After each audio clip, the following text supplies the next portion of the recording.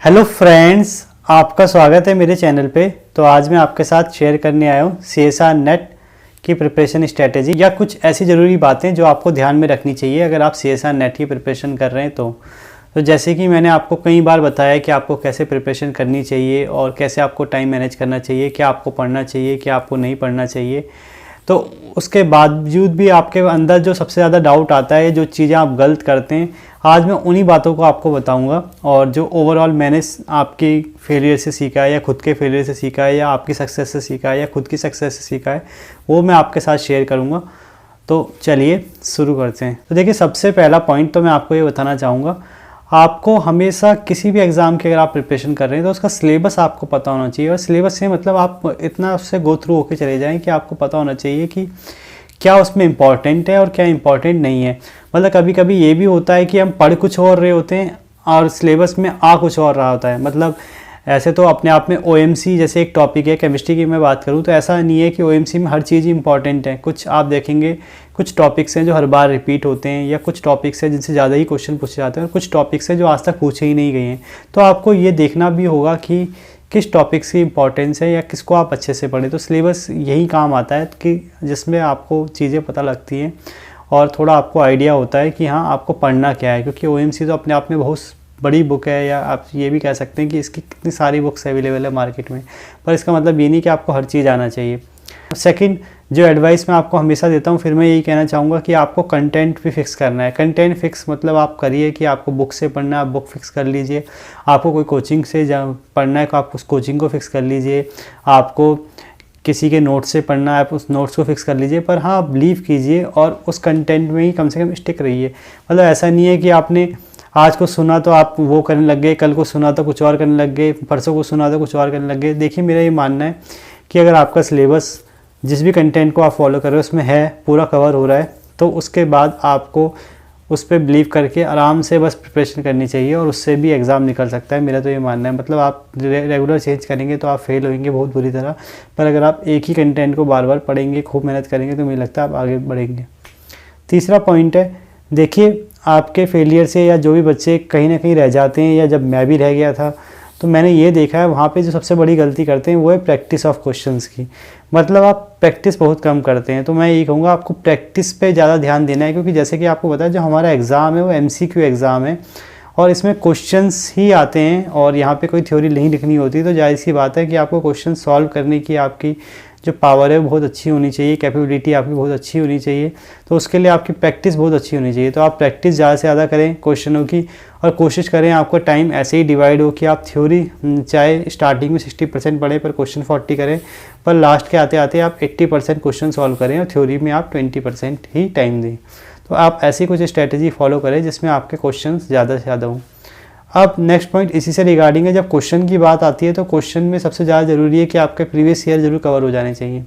और previous year से आपको क्या होगा कि आपको एग्ज़ाम के बारे में पता लग जाए कि एग्ज़ाम कैसा आ रहा है, कैसे क्वेश्चन पूछे जा रहे हैं और कैसे क्वेश्चन पैटर्न चेंज भी हो रहे हैं ईयर वाइज।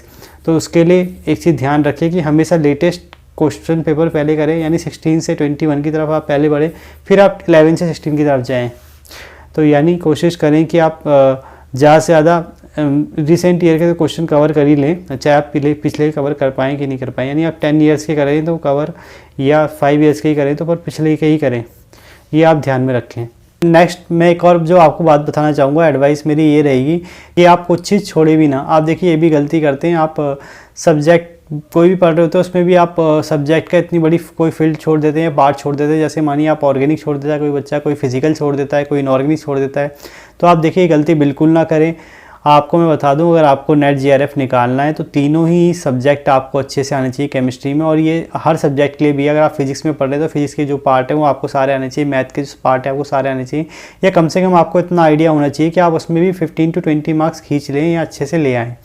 देखिए अगर आप कुछ भी छोड़ेंगे तो देखिए यही आपके 5-10 नंबर कम होंगे जो आपका नेट रोक देंगे या आपको GRF रोक देंगे। तो ये ध्यान रखें, ये मैंने गलती बहुत देखी है। आप टॉपिक छोड़ते हैं या चीज़ें छोड़ते हैं, उसका नुकसान आपको होता है। अब इसी से रिलेटेड एक और बात मैं बोलूँ तो इसमें ये भी चीज़ ऐड कर लीजिए कि एप्टीट्यूड भी उतना ही ज़रूरी है जितना आपका सब्जेक्ट। क्योंकि देखिए जो पैटर्न पिछले 2 सालों से एग्ज़ाम का आ रहा है या पिछले 2 टाइम्स से आ रहा है, वो उसमें मेरे को ये लग रहा है कि आपका कहीं ना कहीं अगर आपको एप्टीट्यूड आता है तो सब्जेक्ट की कमी कहीं ना कहीं उससे कंपनसेट होकर आपका जेआरएफ निकल जा रहा है। पर अगर आप सब्जेक्ट के भरोसे जा रहे हैं तो आजकल सब्जेक्ट ऐसे टफ क्वेश्चंस आ रहे हैं कि आप मतलब फंस जा रहे हैं और आपका कहीं ना कहीं नेट थोड़े नंबर से रह जा रहा है या जेआरएफ रह जा रहा है, क्योंकि आपने एप्टीट्यूड किया नहीं है, सब्जेक्ट के आप भरोसे आए हैं और सब्जेक्ट में क्वेश्चंस ऐसे घूम के आ रहे हैं या कुछ नए आ जा रहे हैं जिसका आइडिया आपको नहीं लग पा रहा है, तो आपके लिए थोड़ा डिफिकल्ट हो जा रहा है। तो यहाँ पर मैं आपको यही कहूँगा कि आप यही स्ट्रेटजी अपना सकते हैं कि आप पढ़ के सब जाएँ और उसमें एप्टीट्यूड को भी इंक्लूड करें। और एप्टीट्यूड में अगर आप 15 से 20 मार्क्स ले आते हैं तो ये बहुत ही अच्छे मार्क्स हो जाते हैं और यही आपकी रैंक सुधारने में भी हेल्प करते हैं।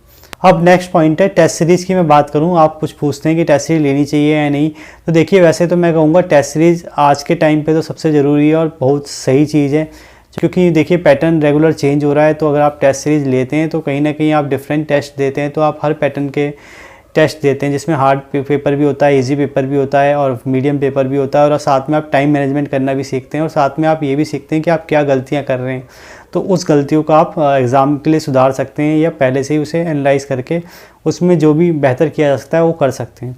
तो आप ये चीज़ ध्यान में रखें कि अगर आपसे टेस्ट सीरीज ली जाए तो बहुत अच्छा है, नहीं तो आप इतना तो करें कि जैसे मैंने आपको पहले बोला प्रीवियस ईयर क्वेश्चन जरूर करें। और प्रीवियस ईयर क्वेश्चन ऐसा नहीं कि आपने एक बार कर लिया है, प्रीवियस ईयर क्वेश्चन अगर आप सिर्फ प्रीवियस ईयर क्वेश्चन के भरोसे हैं या बुक के भरोसे हैं तो आप प्लीज़ उसे कम से कम 3 to 4 टाइम्स रिपीट करें।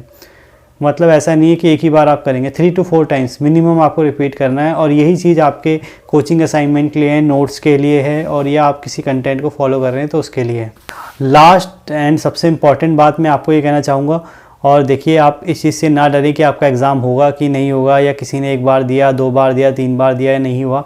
मैं आपको ये कहूँगा देखिए ये एग्ज़ाम है तो 6 मंथ का ही, मतलब अगर आप 6 मंथ सीरियस पढ़ लेते हैं तो एग्ज़ाम हो जाता है, चाहे आप किसी भी यूनिवर्सिटी, किसी भी कॉलेज, किसी भी इंस्टीट्यूट से बिलोंग करते हो जाएगा। ये दिक्कत नहीं है कि आपको अच्छे कॉलेज से ही पढ़ना है या अच्छी जगह से ही आपको सीखना है। अगर आपने 6 मंथ अच्छे से खुद से भी करा और चीज़ें आपने अच्छे से पढ़ी, चीज़ों को फॉलो किया तो हो जाता है एग्ज़ाम। ऐसा नहीं है कि मतलब आपको इसमें टाइम ही लगेगा। देखिए अगर आप देखेंगे अगर ये एग्ज़ाम इतना बड़ा होता तो इसके लिए टाइम भी गवर्नमेंट खुद 1 साल बाद लेती, पर 6-6 महीने बाद ले रही है, तो कहीं ना कहीं यानी इसका सिलेबस इस हिसाब से आपको कवर करना है कि 6 महीने में वो चीज़ कवर हो जाए जिससे एग्ज़ाम निकल जाए। और ये 6 मंथ का ही एग्ज़ाम है, डरे नहीं। पर आपको मैं ये भी कहना चाहूँगा कि अगर 6 मंथ में आपका किसी कारणवश रह जाता है या नहीं होता है तो ऐसा भी नहीं कि आप ये सोचें कि अब 6 मंथ में ही निकलना था। पर मैं हाँ ये ज़रूर आपको कहना चाह रहा हूँ कि इससे आप पॉजिटिव साइड लें और ये समझें कि हाँ अगर आप 6 मंथ भी पढ़ लेते हैं और चाहे आप कहीं भी किसी भी जगह से हैं, इरिस्पेक्ट आपका एग्ज़ाम हो जाएगा अगर आप मेहनत अच्छे से करते हैं और 8 से 10 घंटे आप अपने सब्जेक्ट को देते हैं। तो आई थिंक आपको अब मेरी बात समझने आई होगी कि आपको किन बातों का ध्यान रखना है नेट की प्रिपरेशन करते समय और क्या गलतियों से आपको बचना है। तो आगे अगर इसके बावजूद अगर कोई आपको डाउट हो तो आप कमेंट बॉक्स में कमेंट कर सकते हैं या मुझे मेल कर सकते हैं, और मेरी मेल आईडी आपको डिस्क्रिप्शन बॉक्स में मिल जाएगी। तो आगे ऐसी इन्फॉर्मेटिव वीडियो देखने के लिए इस चैनल को सब्सक्राइब करें, वीडियो को लाइक करें और शेयर करें। Thank you.